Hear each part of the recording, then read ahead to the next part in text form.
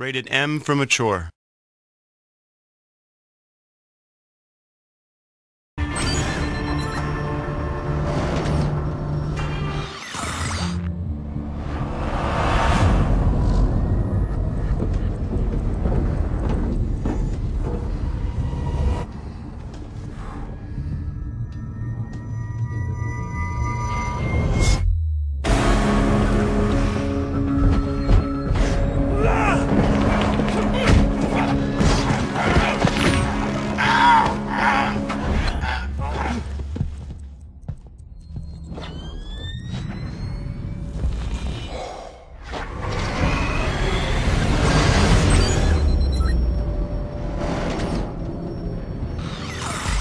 Whether you're new to Splinter Cell multiplayer, or if you're a veteran who has crushed Chaos Theory, you should be able to jump right into the action in Double Agent multiplayer. This section will give you an overview of the basic game type, spy moves, gadgets, and some tips for play. The game is Spies vs. Mercenaries. It's usually played as a 3-on-3 match. Spies are controlled from the third-person perspective, as they use agile maneuvers and gadgets to hack terminals and complete objectives. The spies will win the match after successfully extracting data from 2 terminals before time runs out. It's worth mentioning that spies can also perform an extraction on the same terminal twice. The mercenaries are charged with preventing the spies from reaching their objectives, and are the only guys on the map to carry guns. To balance the gameplay, spies are the only players with night vision, thermal vision, and health needles. And both sides have a limited number of respawn opportunities. Playing as a spy should be a stealthy, unique experience of navigating from terminal to terminal, avoiding a fight whenever possible. Spies are super nimble and take completely different paths around the maps than their adversaries. Mercs usually have to take lower paths involving doors and stairs, while spies can sneak and climb to upper ledges and poles and vents. Overall, the maps have an emphasis on verticality. Spies can climb, jump, crawl, and maneuver through areas that mercenaries simply can't get to. The main paths through maps are wider, better lit, and with less hiding areas than in Chaos Theory. Initially, just take some time to explore. Most large levels become familiar to players after about 10 minutes of play.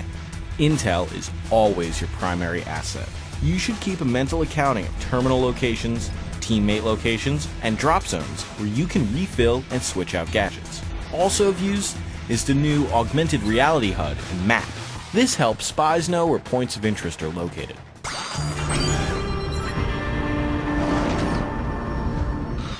Spies are an infiltration class and are not specifically equipped for fighting. However, they can grab mercs from behind or from a ledge, or jump down on them to stun them. They also have a slew of unique agility moves that'll help them accomplish their objectives. While running, hold down B to perform a diving roll. This quick maneuver is most effective when diving for cover and out of the line of fire. If you press B while coming down from a jump, you'll land softly, and more important, quietly. This is key when sneaking around hostile mercs.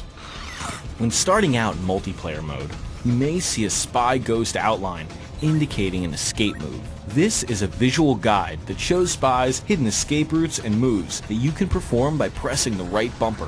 For example, pulling a high escape move is faster than jumping up, grabbing a ledge, climbing up, and turning around. Knowing where these escape move locations are can save your life, so learn them. After a few play sessions, these images are no longer going to appear on the map.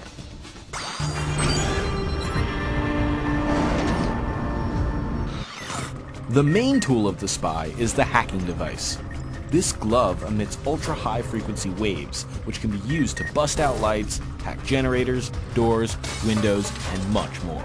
Before entering any room or area, spies should take out all light sources to increase their visual protection. In some maps, such as Motorway 90 or Red Diamond, spies can hack a power station, cutting power to a significant number of lights on the map. As a spy, you'll always outperform the mercs in the dark. Since spies don't carry a gun, they can use their hacking device to hack mercenary suits, disrupting their detection devices. In Double Agent, spies can now download from a distance, adding new strategic elements and accessibility options. However, the range between the spy and the terminal will affect the speed of extraction. take note of the signal bars on the hacking device to check your connection speed. And if you're in a situation where you must abort a hack, don't hesitate. Survival is always priority. All of the terminals are linked and save your progress, as long as you don't die. It's always better to slip away and find a less guarded terminal than to be taken out. Smoke grenades not only hide your presence, they can really slow down mercenaries. While taking point, if a merc is chasing or engaging a fellow spy, try and regain control of the situation with a smoke grenade. His movement and speed will be greatly affected, and spies can use this opportunity to escape, and if possible, retrieve stolen data from a terminal. The yellow terminal is being attacked! Flash grenades will disrupt mercenaries' vision and motion detectors. Before hacking, spies should always have their flash grenades equipped. Flashers are best used when you're caught in the open and you must make a quick escape. Jammers can be used to trip off and scramble mercenary proximity detectors. These gadgets can and should be used to lead mercs away from a potential hacking target. If one spy is in position to hack, their teammate should hide a jammer in another location to mislead the enemy. The merc may become confused as to the spy's location, and the hacking spy will have more time to complete their objective. Do not simply leave the jammer in plain sight. Hide them near walls or behind shelves and other objects. The longer the merc must search for the jammer, the more of their time you've wasted. Having a vantage point of the situation can also help, as the jamming spy can update the hacking spy on the merc's status via voice chat. He's almost found the jammer. What's your status? We're clear. Get out of there. Playing as the spies is a sneaky, adrenaline-filled experience. However, great double agent players switch off playing as spies or mercenaries. Knowing and understanding your competition is a great way to best them, and it's also the only way to net all of the earned items like ranks and skins.